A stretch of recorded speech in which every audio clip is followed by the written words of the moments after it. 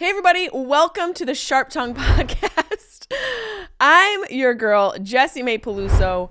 We are rounding up here, rounding down, rounding out, however you want to look at it. This is episode 444, I believe. Angel number 444.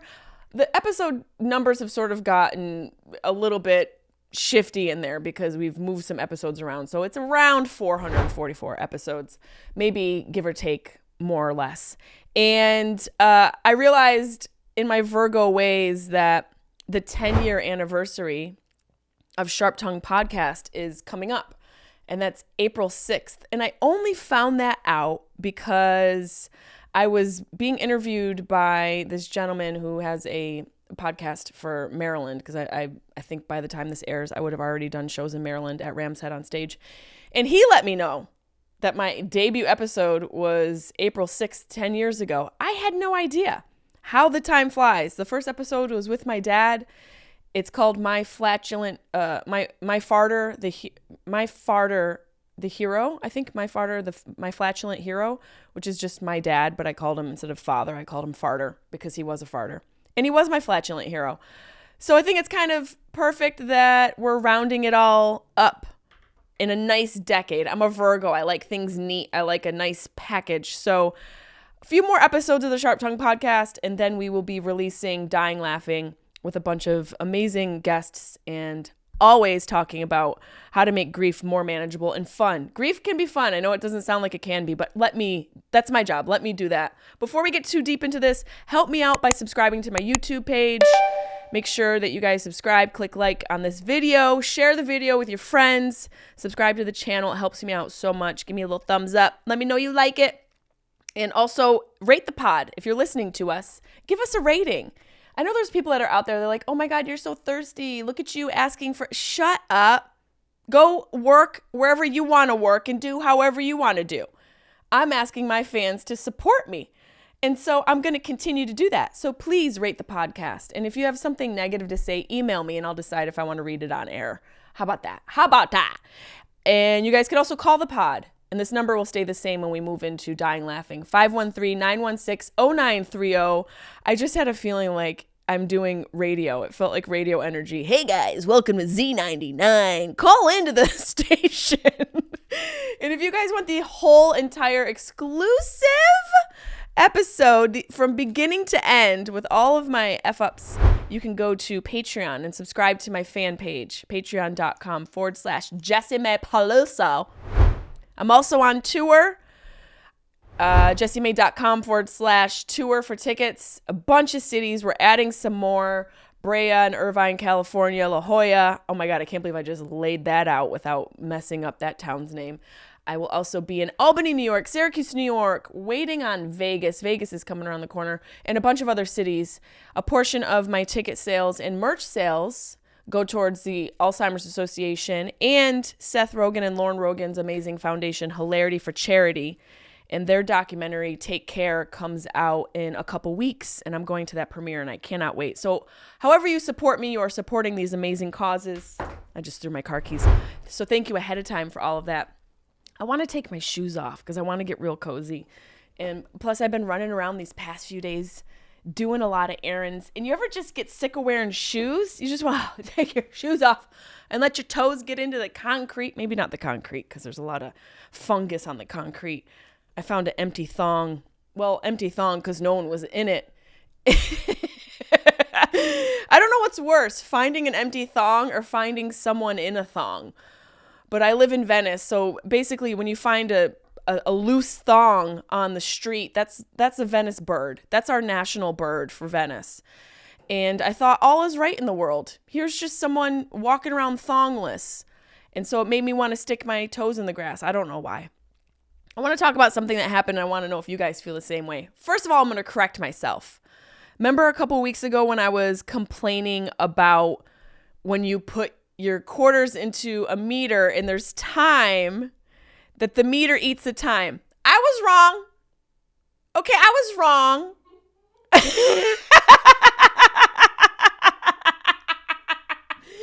Mara's laughing. She's rude. Yeah, I was wrong, okay? Maybe I caught myself in a particular day in my cycle. I can't be held responsible for me being in luteal. Do you know what it's like to be in luteal? Psh, forget it. No one's safe. No one's safe in any of my phases. So I was wrong because when I put the quarters in, well, not quarters because I used a credit card. I don't know why I keep saying quarters like it's 1908. But when I put my credit card in there, my time was up at not an even number. So I am mature enough. I'm mature enough to say I was wrong. I was wrong. Okay? So I hope you're happy out there. Look at me. Learn by my mistakes. Also, it feels like, since we're on the subject of driving and parking in cars, it feels like now in the world, and I could be wrong, like we know I am so often, that it's a really easy time to commit crime. And we're kind of witnessing that. And I'm not encouraging or condoning you to commit crime. Obviously, we don't know what goes on in this studio, okay? Obviously, there are crimes happening all the time. So, allegedly. But I ran a red light. I ran multiple red lights, allegedly. And there were cops nearby. Didn't do anything because they're on their phones. And no one's moving. There's no traffic. Let me tell you something. I'm going to say something controversial. There's no traffic in LA. No one's looking where they're going. Everyone's on Facebook and Instagram in their car. The turn signal was green. No one went. 4 cars in front of me. No one's going. Why are you in your car? Don't you have to be somewhere? So why aren't you going where you have to be? I ran a red light, ran a bunch of red lights, allegedly, made it here. But now's the time because cops aren't paying attention because they're also social media-ing. Everyone's social media-ing because we have to see what other people's lives, what they have going on in their lives in Wichita, Kansas. Can you imagine sitting in your car in sunny Los Angeles, being distracted because you're looking at some Mormon's baking recipe in Salt Lake City? What am I doing? Let me get on with my day. I also have another issue here, okay? We'll just chop this up to be absolutely nots. I'm coming out the gate with a few absolutely nots. It feels like maybe this whole female equality thing isn't working out for us.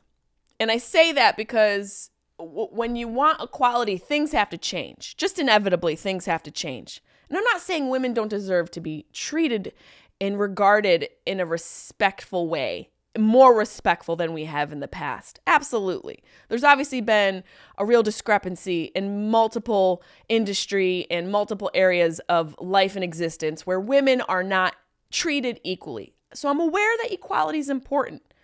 Where it gets a little tricky is when you want a guy to sort of help you and he's viewing equality in a different way. Now, let me extrapolate on this because I don't know what's happening in the world and what's changed, but I think it's sort of a hypocritical stance. But my Uber driver pulled up to my house, okay?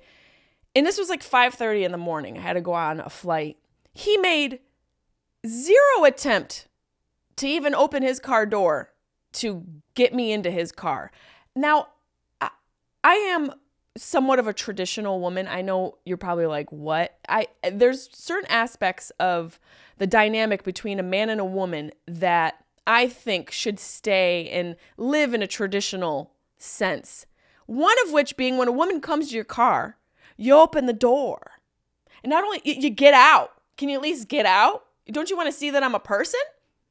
Now, I know it's 5:30 in the morning. This man's probably tired. He's either at the tail end of a overnight shift or the beginning of a morning shift. That's not my problem, okay?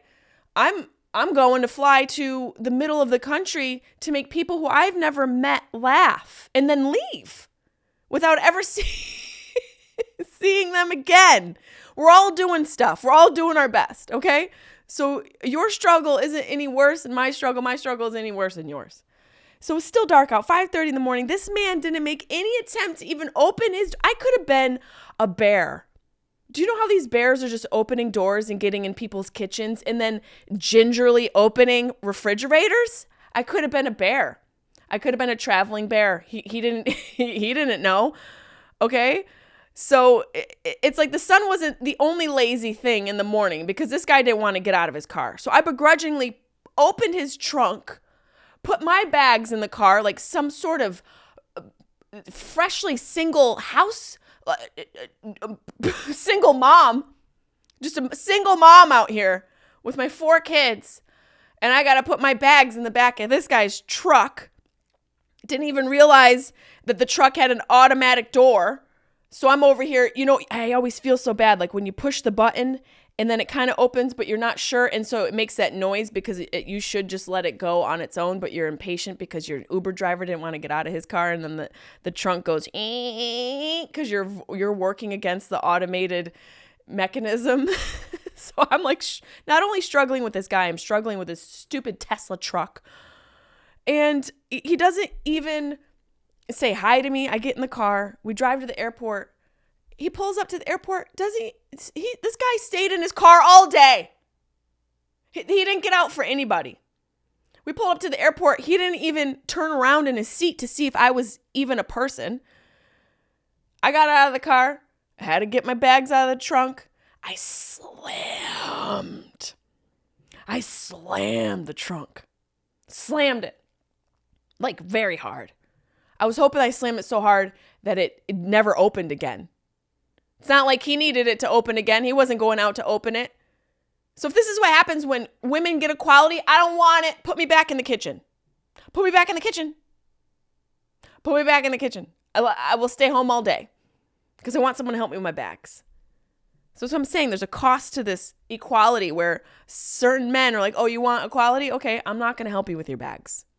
And I realize this is probably a small percentage of men, but guys, talk with your bros. Get with your bros.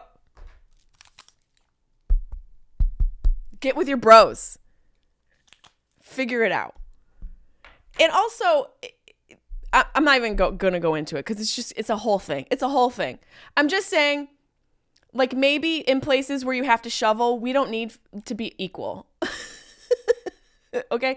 Places where there's like yard work, maybe we don't need all the female equality.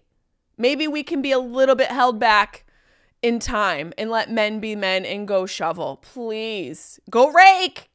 Get that little lawnmower thing, the John Deere thing you bought that you love. And you ride that around while you're listening to Andrew Huberman Labs. Go ride on that thing. You're so cute. Okay, that's my rant. I just got back from Poland. I was in Poland. You're probably like, why were you in Poland? I did a USO tour, another USO tour, another amazing experience. I had no idea how gray Poland would be. And it was quite an interesting culture. The women are gorgeous. They have no pores. There's no pores in Poland. I almost called it Portland. There's no pores. Their skin is like glass, and they all look 40. Even the 80-year-olds look 40. The 10-year-olds look 40. Everyone just looks like a smooth, glassy 40. And it was a really great time. I went with Rodell Duff, who's a country music artist out of Dallas. And we got to go on a bunch of bases. I have the itinerary here to show you just kind of how crazy the tours can be. On the 27th, I can tell you about this now because we haven't been there, or we've already been there. I'm not allowed to post while I'm there for obvious security reasons because we are on bases and such. The 27th of February, we were in Poznan, Poland. Then we went to Pomorski, Poland on the 28th. On the 1st, which is the next night, we were in Skwicenia, Poland. The next night, we were in Turin. The next night, we were in Powitz. The next night, we were back in Poznan. So each night, we did a different show in a different city. I want to give a shout out to Colleen Lynch, to Jennifer Wilquest, who I've worked with for years, Jessica Shelton, and Rodell Duff. We had so much fun. It really was a wild time. I got to go into a tank. I got tanked. I went into a military tank. I felt overwhelmed because of the size of the missiles. I also felt a little flustered because they were so large. And there is a sense of pride when you go on these bases and you get to spend time with the military men and women and see all these young men and women who have chosen this path so far away from home. They're away from all their friends and their family. They're on these bases that, without being rude, are very bare, and they lack the basic things that you think you would want to bring with you so you don't get homesick. They've got a few things, but if you have any opportunity to donate to the USO or donate to these organizations that help the military and bring supplies to the military, please do, because I've been to so many bases in so many different countries. And it's not that they don't have food and water and all the basics to survive. What I'm talking about are like supplies and books and food and things that sort of remind them of home. And there are organizations that allow you to donate, and that they also provide those things for our military men and women. So I just want to say that because I've been on a few of these tours, and I feel like that is a reoccurring thing. It's also, I flew there and I got caught inside of a woman's jacket.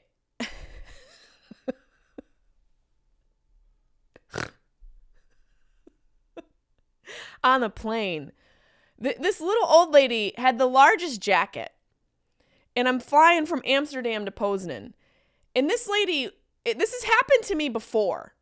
And I don't know how I inadvertently become a part of someone's airplane magic act, but sometimes these people, either they put their jackets on to sit down in their seat, or they whip their jackets off to sit down in their seat. And this woman whipped her jacket around and went to put it on, and I was in it. I was right behind. She whipped me inside of the jacket, and she puts it on, and I'm in the back of the jacket. I'm like in basically holding this 70-year-old woman. And she's like, "What? Well, what? What's going?" I'm like, "Ma'am, I think we're joined. I think we have marriaged. I believe you and I are in a throuple with your jacket right now, because I'm inside of it. Part of me is inside of you, emotionally and spiritually.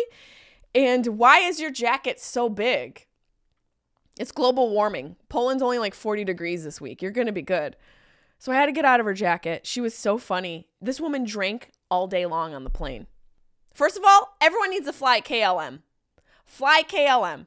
Greatest airline. The regular food you get in the regular person seats, the poor people seats in the back, good food. Good food. It was like an 8-hour flight. They gave you 2 full meals, so many snacks. And let me tell you, at breakfast, they served wine. I said, oh, okay. They came around with a wine thing at like 10 a.m. I was like, where are we going? Where are we going? How am I not on this airline all the time? Wine at 10 a.m.? Yeah. And let me tell you, every person took the wine. I don't even think we had a choice. They came and they just, when they come around and they give you like a napkin and the pretzel, and they don't even ask if you want it, and you just take it because it's like communion, the body of Christ and the blood of Christ. And they came around, they just handed a red wine. They just said red or white, and then they put the cup on it. They didn't even ask me if I wanted it. I think they just knew we all needed it. And I was like, I'm flying KLM forever. Great airline. But this lady who caught me in her jacket earlier was in her little aisle. And after she got me out of her jacket and sat down, I see her slam a few pills. Just throws a few pills down the gullet. And I thought, oh, she's going to be fun. And she goes, I'm not out loud. Just a lady who's just chaotic and hilarious. Like 70 years old, chaotic and loud. She goes, I'm not a good flyer. And then slams these pills down the gullet. And in my mind, I was like, I beg to differ. I think you're a great flyer. You found a companion. You caught yourself a soulmate. Her and I were we just kept talking to each other the entire flight. She's over here slamming Xannies for her 8-hour flight, which, by the way, did nothing. I checked on her multiple times. Lady never slept. I think the Xannies took her to a base level. I think she is up so high, like obviously because she's out here catching ladies in her jacket like sea bass. So she's slamming Xannies to get at like everyone else's baseline. She stayed awake the entire time. I think they actually gave her energy. And I'm like, no, ma'am, you're a great flyer. You're actually a wonderful flyer. So then we're all wasted on this flight. Just so drunk, drinking our red wine. How sophisticated can you be drinking red wine out of a plastic cup? I don't know. Somehow we managed to do it. How are you just like I'm getting notes of jet fuel and cabin pressurized fart. Like, what are you even doing with the wine at that point? I got tipsy. There was a lot of turbulence. My boobs popped out of my bra, landed in that lady's hands. I was like, Mom, it was such a great flight.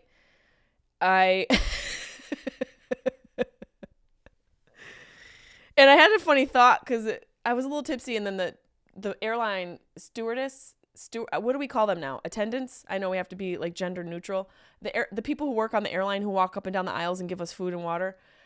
This one guy was walking down, cute gay guy, and he's like, trash, trash, trash. And when he walked by me, I was like, bitch, bitch. I was like, oh, I thought we were insulting each other. I didn't realize you were doing a job. I thought that was funny. I was like, hey, are you calling us all trash? And he laughed. He did laugh. Something horrible happened when I got off the plane. Not horrible, just par for the course when you're drinking red wine on a flight to Poland at 10 a.m. I get off, and I obviously packed bags, that weren't anything that any man wanted to help me with earlier in the morning. And I get off the flight, and I walk through the airport in Poland, in Poznan, and I walk right out of the airport. I just leave. I didn't even consider my bags. I don't need them. What do I need my bags for? I walked out of the airport. I've never done this in my life. And I'm standing in the parking lot, like unseasonably warm, by the way, uncharacteristically warm. It's like summer in Poland, and we're up high. Poland's pretty high. You're near the Baltic Sea. And I don't think it's supposed to be that warm at that point in our calendar year. But Mother Nature's burning us alive slowly, so that's fine. So I'm out in this really warm parking lot, and I'm like, what? I'm missing something. And I was like, holy shit, my bags. I go back inside. I find an information desk. I go, hey, your pilot got me drunk, and I forgot my bags. And so, because I blame everybody else. She said, there's a little stand. She's like, there's a little pole over there. And I was like, don't speak about your people that way. We don't talk to them that way. She goes, no, it's a pole. And you go speak into it, and there's a man who's going to tell you what to do. And I'm like, okay, so now I'm on Lord of the Rings 10. What journey am I on right now? I have to go across the airport and talk into some portal, in like a Polish wizard's going to guide me. So I go, and there's this little pole, and you have to push an intercom button, and the guy just speaking Polish. He's like, ski, ski, ski, ski, ski, ski, ski, ski, ski, ski. And I say, yeah, that sounds great. I didn't lose my bag. I just said, fuck it, and left the airport. And so I need to get my bag. He goes, oh, okay, please hold. And then the door, door that's a wall opens. And I thought, this is where I die. This is, I've been deported by ICE.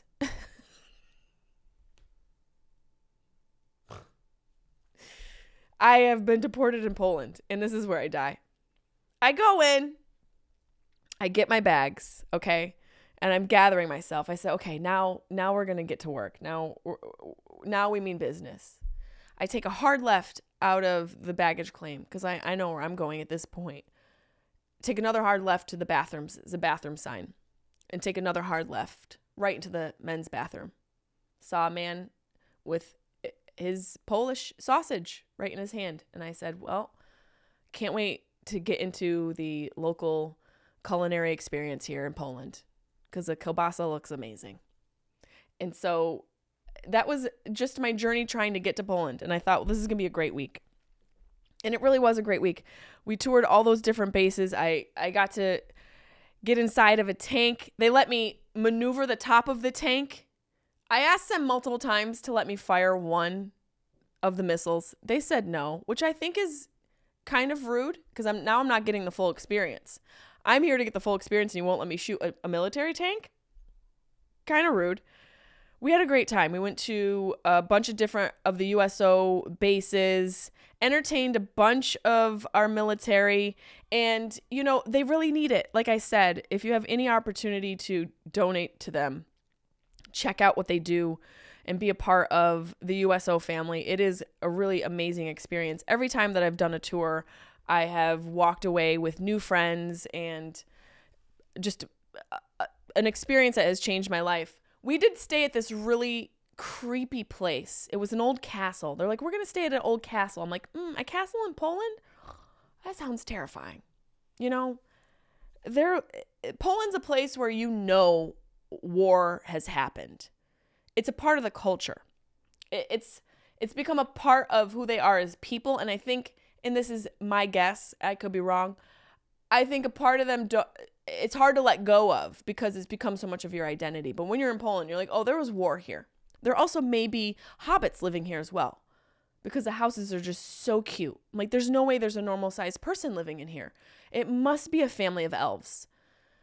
We went to this haunted castle, and I am in my room. I shut my door. Now, these are like heavy doors, high ceilings, wood walls, and wooden floors, and wide staircases, and paintings of old, scary white guys. Like, this is Get Out on another level. And I shut my door, and I'm unpacking, and my door opens by itself. The door to my bedroom opens by itself. And I'm around a corner, so I can't quite see who opens the door. And I go, hello? Hello? No one answers. And so, you know, my scared ass, because I love horror, and I watch every scary movie there is. Side note, my movie is out. I think it might still be in theaters. F, Marry, Kill. Check it out. It's streaming on your streaming services. I haven't watched it yet, but you should. So I'm obviously already scared. And I come around the corner. There's no one there. I open the door into the hallway. Now, these are like hallways that are in The Shining. Okay? These are like hallways that you would expect twins to be at the end of. Either end. Didn't see anybody. So I text Rodell. I go, did you just knock on my door? Or did you just open my door? No response. I texted Colleen. No response. I shut the door. I go back in the room. There was a cat on my windowsill. You know, we make jokes about Polish people being dumb. Well, let me tell you, the cats are pretty smart. Because the cat opened my damn door. The cat jumped up, hung on the door, and opened it. And I only found this out afterwards, after I was convinced a Polish soldier had entered my room. Why do we think ghosts open doors? Can't they walk through them? Like, if you can walk through a door, don't open it at that point. You're being rude and manipulative. So I assumed it was, a ghost being polite and opening the door. No, this cat figured out how to open the door. And I only found that out because the groundskeeper, that's what you have to call somebody who runs this place. It's not a hotel manager. There's no manager. It's a groundskeeper. There are grounds to be kept. And in those grounds are the ghosts of all types of people. There's no manager. It's a man in a lantern with one eye walking around. Horan walking around and checking up on his cat. So he told me, yeah, the cat opens doors. I said, oh, okay. So you think, is this a part of the experience? Just having your cat open hotel doors in your scary haunted mansion? I kept the cat in my hotel room for about 4 hours. I kept the cat in the room for a while. He was so cute. We did a photo shoot. I took videos. His name was Milka. He became my best friend, and he visited me multiple times. He was in the room for like 3 or 4 hours, and then he went to the door. I'm like, oh, you can't open it now? Now you're shy? The door opening cat all of a sudden can't open the door? But at that point, I still didn't know that he could open the door because I was convinced it was a ghost. I opened the door. I let him out into the hallway. Then he knocks on the door. Now he's being polite because he realizes I'm an ally. He had a lot of fun in the room with me. So he's scratching on the door. I let him back in. He comes in, starts fussing around, following me around everywhere. I said, this is heaven. This is absolute heaven. So we go and we do our show that night, and I was worried about Milka all night. I'm like, oh, God, where is he? I hope he comes back to the room. I hope he comes and hangs out. I get back to the hotel. We have dinner. Milka's nowhere to be found. I asked the groundskeeper. I said, where's Milka? He goes, I don't know. This is his castle. I said, I know. Totes. So we leave, and we do a little sightseeing around the area that next morning. And I didn't get to see Milka. It was really sad. And we do all this sightseeing, and then the way we had to leave, we had to go by the haunted castle again. And as I'm looking at the castle, I'm like, man, that was such an experience with the cat and the castle, and I'm so sad I didn't get to say goodbye to Milka. As we turn a corner, Milka's right there, just in a bush, waiting for me. I roll down the window, I'm like, Milka! And I got to say goodbye to him. So it was like one of the best experiences on the tour, honestly. That and the fact that they told us about forest fairies that exist in Poland. And this is something you can look up, you know, because you drive in between these cities that all sound like different sneezes. You discover that there's a lot of woods, there's a lot of trees, and it's a little creepy. But what exists in between all of these woods, in between these cities, are these creatures called forest fairies. And what they are, I was like, wow, there are mythical creatures here. There's ghosts and forest fairies. This is so fun. No, they're not that. They are Polish prostitutes that sit on lawn chairs in the middle of the woods, waiting for men who are driving on Polish roads and service them. That's a true thing. And I was so exhausted in between all the travel because of moving from hotel to hotel, doing shows, and that constant momentum that I couldn't stay awake in the car. But I was literally like, wake me up, Colleen, if we passed a forest fairy, because I need to see this. Please wake me up. Never saw a forest fairy, but I did get to say goodbye to Milka. So it was a lot of fun. And then I go from Poland to Kansas City. And I didn't know when I got to the airport for my Kansas flight, all these people were looking at me at the airport. And I'm like, oh, God, this is so annoying. I'm so famous and I'm so gorgeous. And everyone's obviously recognizing that. And I was like, gosh, everyone keeps looking at me. Stop, please. Guys, it's enough. Enough is enough. I had my eye patches on. Like the things you put under your eyes to make your eyes look awake. Oh, they looked awake all right. And you're probably like, oh, wouldn't you feel that? No, these Peter Thomas Roth eye patches are so amazing. When you put them on, you can't tell anymore. They stick right to your skin, and your eye eats it. There's a little bit left over, but I couldn't feel them. I felt them at the airport when everyone thought I was so gorgeous.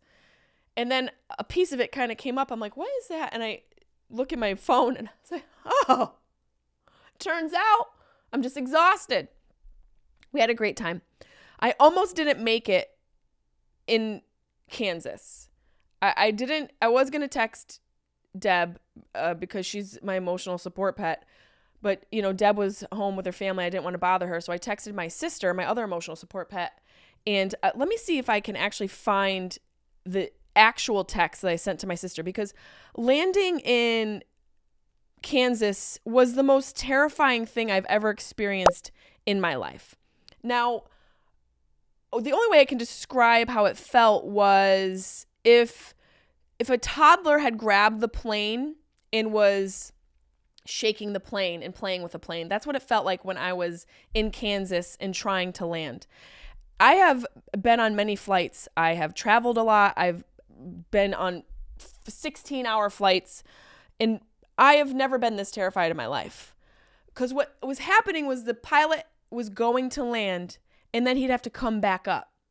So feeling the change in the momentum of the plane, I don't know, whatever you want to call it, the speed, was terrifying. So we went down and up, down and up. I said, are we on a roller coaster? Did this plane land on a roller coaster in Six Flags? It better have, because I don't know what this is. He seriously went down and up like 3 times. I texted my sister. This is why it's important to find people who can tune in to how terrified you are and give you what you need. You tell me if she responded appropriately. I said turbulence is bad with a sick face. This was before the pilot had attempted and failed 3 times to land into the airport at MCI in Kansas. She says, no. I go, I'm scared. We're going down and then we're going up and circling the airport. 3rd time now. Can't land because of the wind. We might have to reroute. Meanwhile, my pants have been shat. Her only response, oh, wow. Oh, wow? I told you I'm going to die. And you said, oh, wow. Wow. You know what my response to that is? Wow. I might need to change the person who's going to get everything that I have, the $6 and 3 dogs that I have. I might have to change who I leave everything to. Yeah. It's going to be Chaplin. No one's getting anything. I said, that was fucking terrifying and I'm nauseous. Her response, that's scary. Yeah, you know what's scary is your lack of emotional reciprocation. Maybe she was just doing it to make me feel better. I told everybody, I did send a message to the booker at Kansas City, the comedy club, KC, and Deb. I said, guys, I'm dying. No one cared. No one cared.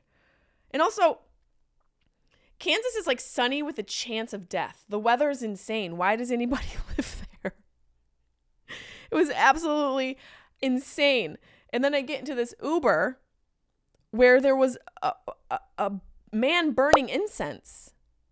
The Uber driver had not like a stick of incense, but like a pot. Do you know those like cones? And it was all smoking in the front seat. I sat in the car and it smelled like Catholic service. And I said, oh, ruh-roh. And I felt like this guy's energy was strange. You know, I'm an energy reader. I can read people's energy pretty good. And when he grabbed my bags, he did help me with the bag. I was like, oh, God bless. We've got someone here who is a gentleman. But there was just something about his energy. I was like, that's interesting. I'm just going to track that. I get in the car. I smell like I'm in some sort of biblical time.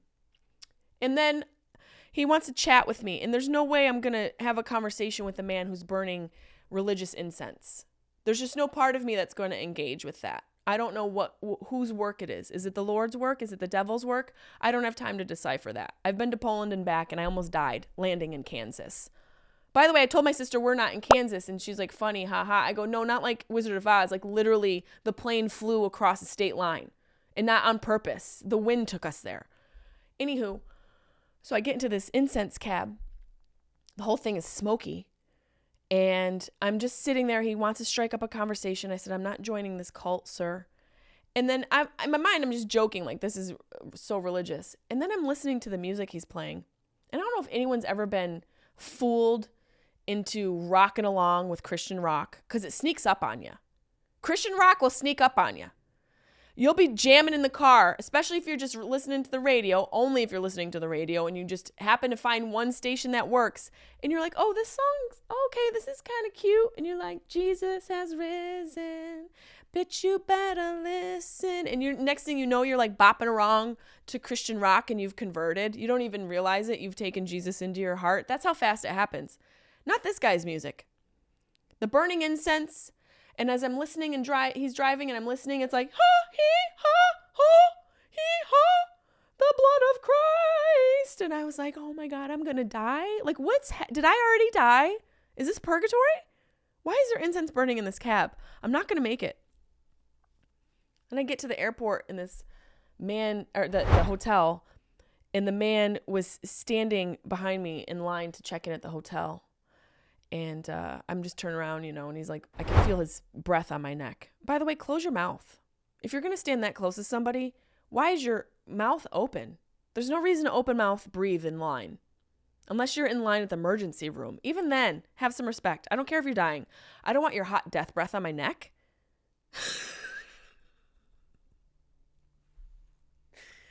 I feel this guy's hot breath on my neck. And I just turn around and he just is like, welcome to Missouri. I thought that was kind of creepy. Missouri? I also feel like when older white guys say Missouri, there's always going to be something racist that follows that. And I just kind of nod and I just grab my hand. I grab my fingers and I just shut his mouth. I didn't do that, but I wanted to do that. Guys, I can't believe we've already been through an episode. I thought about a lot that I wanted to say. There was an overheard. I want to sneak in there. I overheard somebody at the airport say, and if you guys don't know about overheards, we can still do them. We can still do them in Dying Laughing. They'll have to be a little bit more curated towards the subject matter of grief and things like that. But maybe I'll accept a few random non sequiturs. But I heard this guy at the airport and he said, you know what marriage is like. You want someone hot. That comes at a cost. I was like, yeah, it does. It should come at a cost. You know how hard it is to maintain hot? I'm talking like... I'm not, by the way, unwed. unwed, clearly very humble. I'm just saying, I'm not like a hot girl. I realize I'm cute. There are much hotter girls out there, but just maintaining what I'm working with takes a lot. Takes a lot. It's a daily effort. And I'm not complaining. I'm just letting you know. There's a lot of accoutrements and accessories that come along with being a woman, trying to maintain. So yeah, it should come at a cost, buddy. You know what marriage is like. You want someone hot, comes at a cost. You bet your bottom dollar. Pay up. Fork up. Look, you want a nice car, it's going to cost you. You want the nicer outfit, it's going to cost you. You want the hot girl, ching, ching, ching, ching. Pay up. We're not giving the milk away, buddy. Come on. Don't forget I have a movie out that I have not seen yet. Part of me doesn't want to watch it because there's a finality to that. There's like a finality to watching it. And, you know, my whole life I've always wanted to be in a movie. And I've done so many different projects and TV shows and different types of work where I have felt satisfied. And I'm not one of these people that feels like there's so much more. If I don't get it done, I'm going to be unsatisfied. I'm so grateful with all the work that I've been able to get to this point. But ever since I was a little girl, I always wanted to be in a movie. I always wanted to be in a horror movie. And I think a part of that stems from how much my father loved movies. And obviously a little girl has such a desire to connect with her dad and to be the apple of his eye. And often we emulate and adapt the hobbies and the characteristics that our fathers enjoy and display so we can connect with them. And so movies were my dad's thing, and I loved them as well. And so I think a part of me hasn't watched this movie because A, my dad isn't here to watch it with me, and B, there's a finality to it. Like after I watch it, you know, then that's it. And that's okay. But there is something really cool and beautiful to taking my time, and I realize it's not a huge role, but I am in it, and my voice plays throughout the movie. It was directed by one of my closest friends. I got to work with one of my friends in it. It's called F, Marry, Kill. It's out now. I do believe there are still some theaters that are showing it. It's streaming, so you can watch it. Watch it for my dad. Watch it for me. You know, it's I feel so grateful. And I realize I'm not going to win an Academy Award. It's not a it's not a movie that's going to go to the Oscars. It's purely entertainment, pure entertainment for you, with Lucy Hale and another bunch of amazing actors, a great cast. But there is something to achieving something like that. And, you know, I guess everyone's life is kind of like a movie. And it does end at some point, but you get to write it. You get to write what the script is. And there are a lot of plot twists along the way and challenges and places where you're tested, your character is tested, and you have to make a choice and grow. And so I think in a way we're all living in some form of a movie. And if you can just find a way to enjoy it while it's still playing on the screen, there's some magic to that. And so thank you guys so much for listening this week. I hope you enjoyed it. I'll be back next week with Dr. P, giving you all the answers to your questions. Bye, guys. Love ya.